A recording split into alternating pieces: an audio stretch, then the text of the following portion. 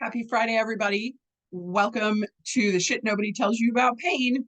Today, we are talking about the connection between breathing and meditation and chronic pain and anxiety and all the icky things that come with chronic pain that we don't really love, right? So, leave me a comment, like put it in the comments if you have been told by a medical professional that your pain is just anxiety and you just need to breathe or learn to get that under control. I know that was said to me and it really pissed me off. And it's also not accurate. I mean, the breathing is helpful, but the being told that my pain is because it isn't real and that I just have anxiety, not helpful. I'm actually not a very anxious person at all. However, pain made me anxious. The anticipation of pain made me anxious, but I did not have anxiety. You see how those are different? Anyway, point being, one of the simplest, easiest ways to get pain under control is through your breath. Now, if you are on the woo-woo side of things and you like that's you and you already know this, awesome. I'm just going to share the science with you. If you are like me and you are not a woo-woo person, welcome. I'm happy to have you here, and let me set aside the idea that this is somehow spiritual. I mean, it can be, you can make it spiritual, I suppose, but this is just science, okay? The autonomic nervous system is something that we can consciously change. The autonomic nervous system is responsible for fight or flight. The autonomic nervous system is involved in us experiencing and feeling pain, okay? So you can't change the way that your heart beats. You can't change the way that you digest your food, but you can change the way that you breathe, and that will directly affect your nervous system. I while I'm trying to sell you on this, if you don't already, like if you're not already there, I want to remind you that the elite of the elite Olympic athletes utilize breath control to control their pre-race cortisol drop, like adrenaline drop, because if you're too nervous and you are so focused on like the possible outcomes of your race or your event or whatever, and your adrenaline drops before you want it to, that is not good for your event, right? I know that this is true in track athletes and in swimmers, because this is where I learned a lot of these techniques. And I have read plenty of articles with Michael Phelps and Katie Ledecky and other big name swimmers that also utilize them to perform at their best. Have you ever wondered how escape artists stay calm while all of these horrible things are like impending upon them? It is breath control. Do you know how Navy SEALs control their fear and control what's happening around that, like what's happening inside of their bodies when they're on missions?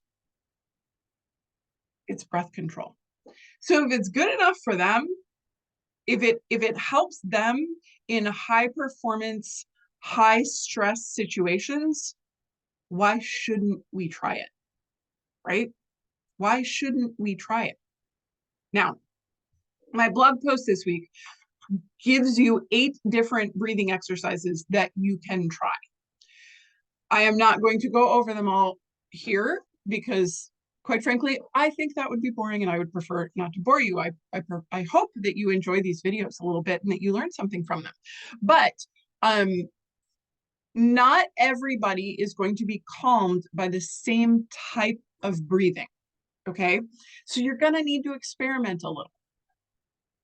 But when we're breathing shallowly and up in our upper body, this tells our brain that we are in danger, right? So these short little breaths that we end up taking where we're not fully filling our lungs, where we're not getting air, like our belly isn't moving, but our shoulders and upper chest are, that is a sign to the brain that you are in trouble.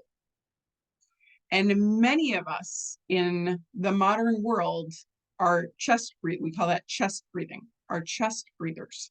And we end up with all kinds of tightness in our shoulders and our necks, and it's really unpleasant. And most of us don't even realize we're doing it. So check yourself out. Check in with yourself.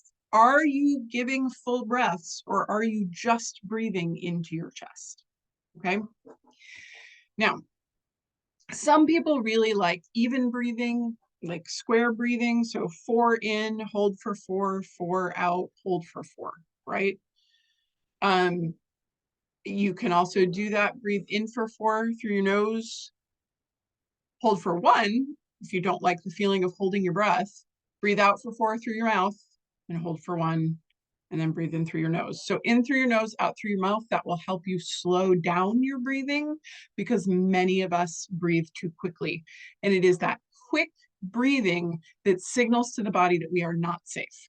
When we breathe slowly, it's a signal to the body that we are safe, which is exactly why escape artists and Navy SEALs use slow breathing, right? They need their bodies relaxed to perform their job. All right. A different type of I am a huge fan of progressive muscle relaxation, which isn't exactly breathing, but it is a symptom. It is tensing the whole body and then relaxing it, tensing a part at a time. And I have a free webinar that I will post in the comments that you can take, all about progressive muscle relaxation, and learn how to do it if you don't already know.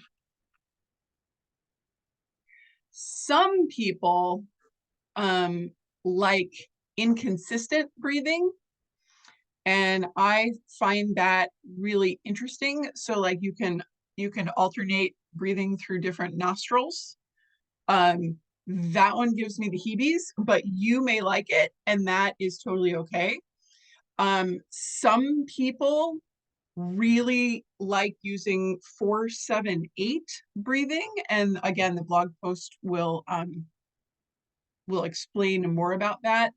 And that's when you pause after inhaling and it slows your heart rate. And it does. And I can tell you that it does, because I acquired inappropriate sinus tachycardia post-COVID, and breathing is one of the only things that will bring my heart rate out of these weird tachycardic runs that it goes on. But if I take 2-3 minutes and concentrate on slow breathing, I can bring my heart rate down. So not that like my experience is, the do all say all, but I can tell you from firsthand experience, it does help. It absolutely helps with anxiety. And when our anxiety is lower, our chemicals change, and then our pain response changes. Because remember, our pain is a response to everything that's going on within our bodies. So using breathing, whatever type works for you, to control our autonomic nervous system, to bring our heart rate down, to bring us into a state of calm, has a direct effect on how we experience pain. I want you to have less pain. I want you to spend less money controlling your pain. And that, I'm not saying like toss your medication, don't go see your doctor anymore. I'm saying stick this in your tool belt with all of the other things that you have learned, and use this because it's free.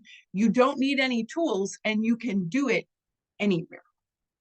So for me, it's breathing for the win. This is the first thing I teach all of my clients, as well as their happy bites. This is where everybody starts, because we can do it. So why don't you start now? And if you would like information on the different types of breathing, head to the blog post. And if you would like to learn how to do progressive muscle relaxation, head to the other link and sign up for that very free class and give it a go. I will see you next week when we talk about the shit that nobody tells you about pain.